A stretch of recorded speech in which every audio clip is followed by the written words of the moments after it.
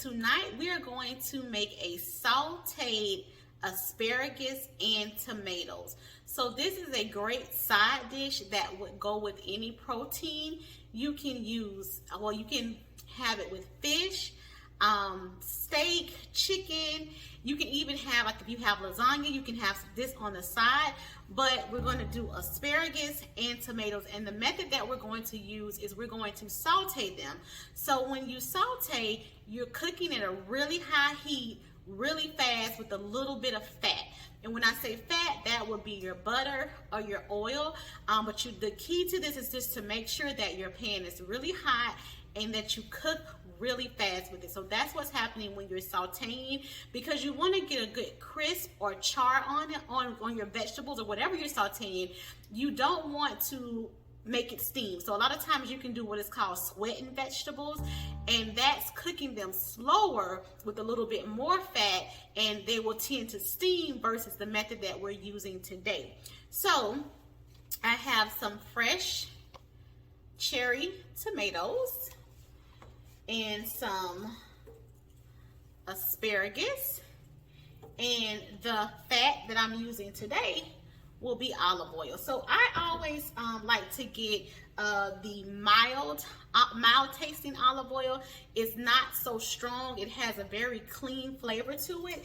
And if you go into the store, most of the olive oil brands have where they say, let me see if you all can see, if you look down at the bottom under where it says mild tasting, it says that it's for roasting and sauteing. So whenever you go to the store and you're looking for your olive oil and you want to use it for sauteing, look for it on the bottle, and it should have it. And then it just also, you have mild taste or light taste.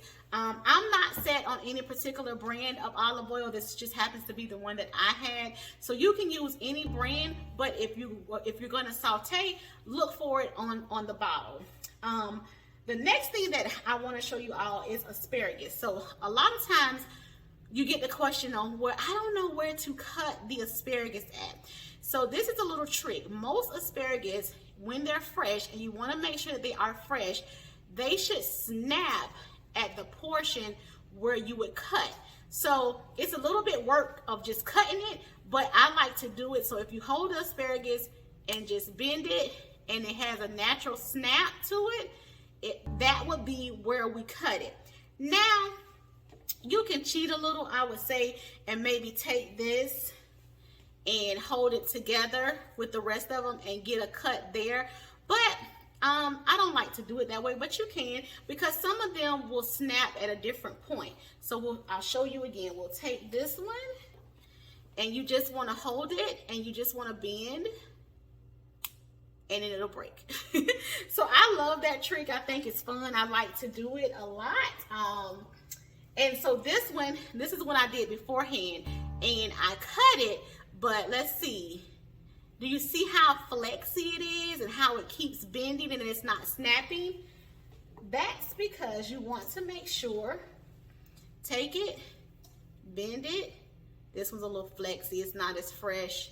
Yeah, and that's another reason why I do it. If it doesn't snap, it's not as fresh. So I won't use that one.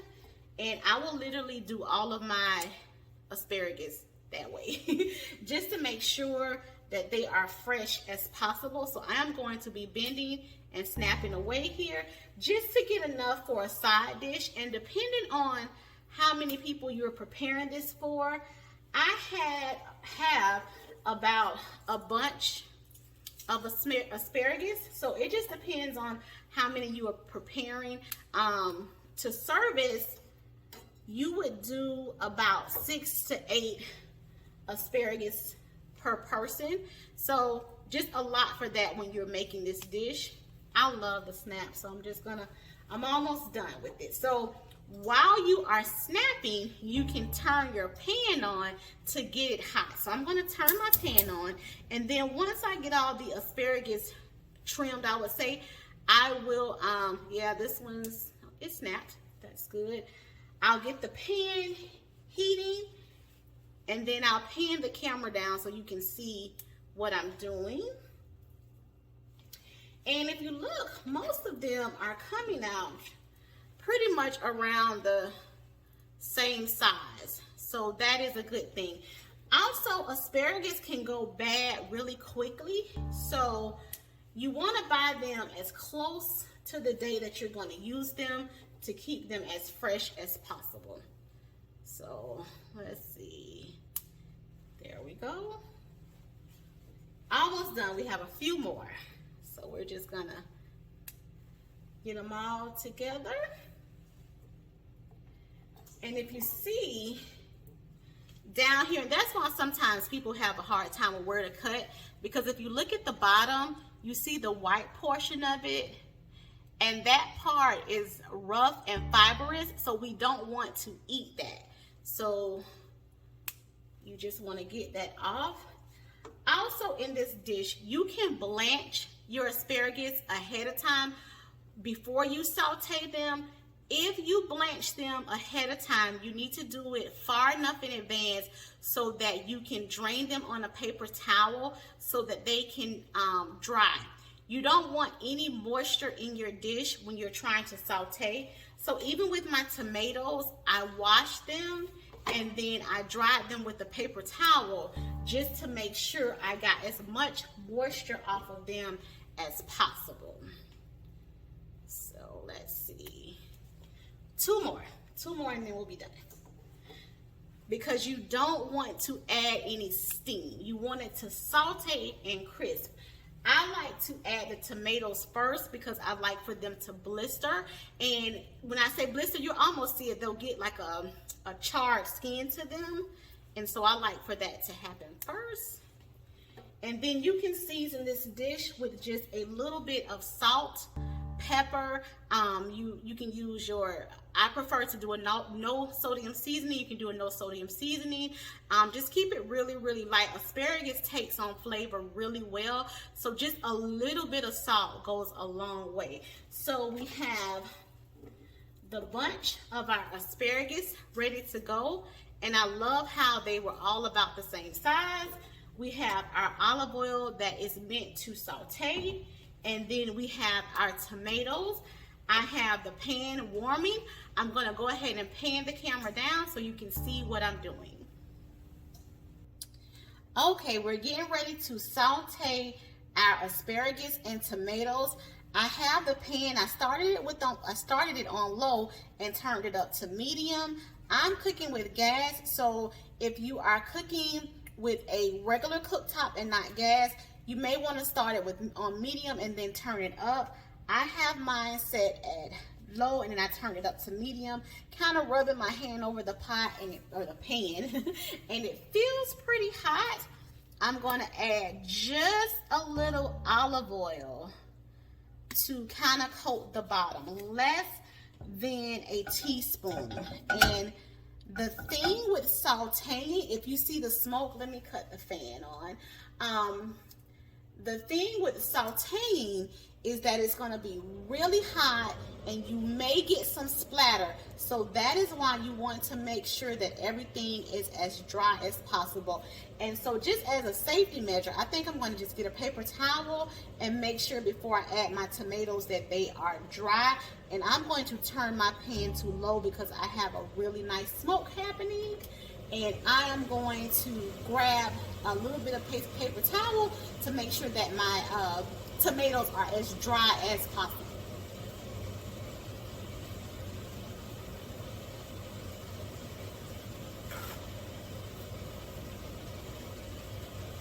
Okay, so the less, I have my paper towel, the less liquid you have, the less splatter you will have, and the less moisture or water.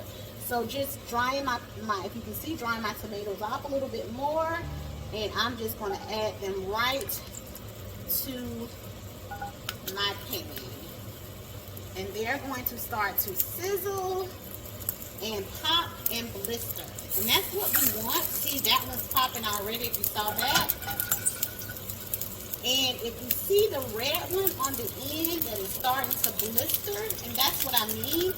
So the skin is popped open. And I'm going to add And when you're sauteing, please make sure that you stay by the dish. You do not want to walk away because you're cooking at a really high heat really fast. So you want to make sure that you are close by. And those are my last tomatoes. And even with making sure that they have dried off, you still get a little bit of splatter. Have my tongue, but it smells so good. At this point, if you wanted to add garlic to it, you could. And I'm going to turn it down to low, all the way to low. I'm going to move my tomatoes around a little bit. Oh, this one has a nice, I can show you all. It has a nice blister on it, a nice char, and that's what we want to do. We want to cook it really hot, really fast. So I turned it down some just to kind of prevent some of the splatter, and my temperature has dropped a little bit. What I'll do is let these cook a little bit more, and then I will add the asparagus to it because they won't take long as well either. Just gonna move it around.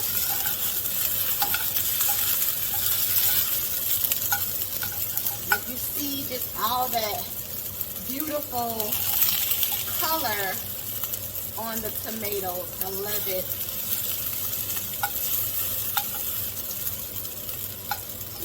Nice color to it. And I like to add the salt and pepper towards the end.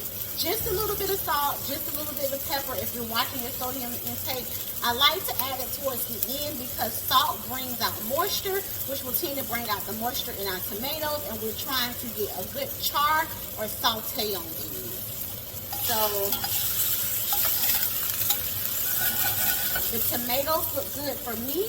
I have turned the temperature back up to a medium, and I'm going to move the tomatoes around a little bit and add the asparagus right in the center. And I'm not going to add any more oil to this. I'm going to try to get the get the asparagus as flat as possible on the bottom of the pan. And I'll let them cook a little bit, and then I'll try to turn them over. You will always have to wipe down your stove when you do this, because you're going to get splatter no matter what. So, but it looks great. Oh, look at this. See if I can show you all this. Let's turn it back around. We're going to let me get it. If you look, I dropped it.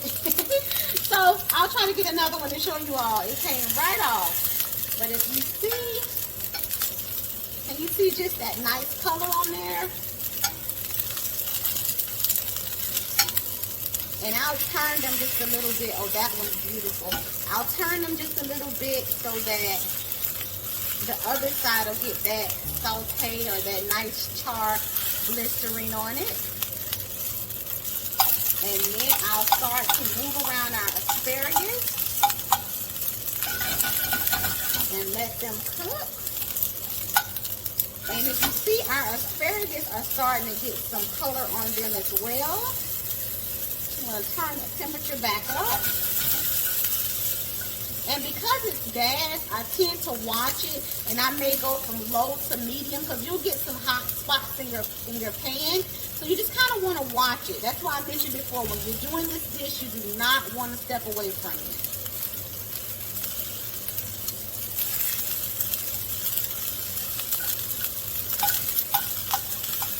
Just trying to move our asparagus around. And the tomatoes, as they cook, they're going to naturally release some of the liquid, and that's fine. But if you can see, our pan is pretty dry, so there's not a lot of oil left in the pan. Our tomatoes and asparagus have absorbed a lot of that oil, and right now we're having a true saute. And even our asparagus If you look at this one, they're getting some nice color on it as well.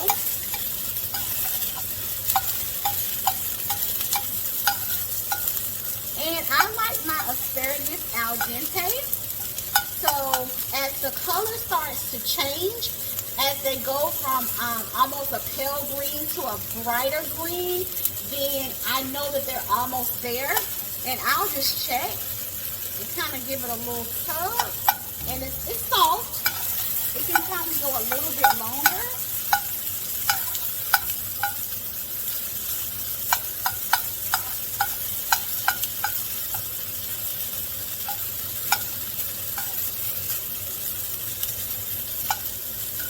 And at this point, I am happy with it. So I just have a little salt and pepper blend. And I'm just going to do a splash of salt and pepper. And in my blend, there's more pepper than salt. And I'm going to give them another stir.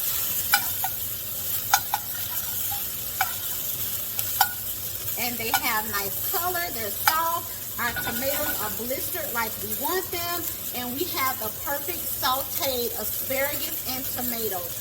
I'm going to cut this off and plate this up so you can see how pretty it looks.